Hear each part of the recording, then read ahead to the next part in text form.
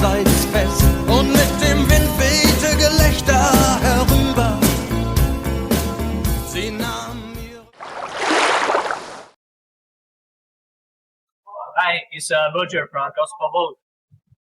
Today we're loading the container.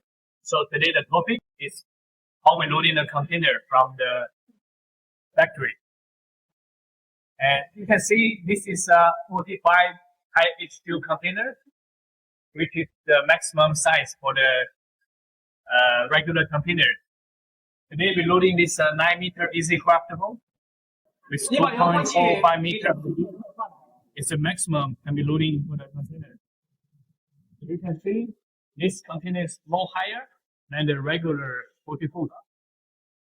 See very important instructions for you how to loading this boat from the container. And this boat will be shipping to Hawaii, and the shipping cost I think around $5,000. And for the boat, trailer, other boat, it's all including into one 40 H2 container. Now Roger is stand inside of these containers, and you can see we put the fabric plastic cover on the boat. We have corridor on the side. Most important, we have many this fix from the hook of the container to here. Make sure everything is very strong. And this will be same when you receive the boat.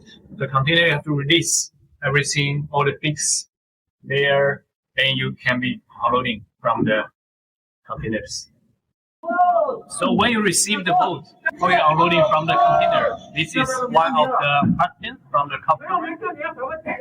This is what is inside of this layout. We put the boat on the front, put the canopy, the roof on the side, and then we do all the fixings inside. So for example, when shipping this boat to Australia, always the truck pick up from the container yard, then bring to your place, then put on the ground. Then you can use forklift to drag out easily. And if you put the boat, the container on the track for unloading, you will be rental a crane, like the crane we have is a big crane.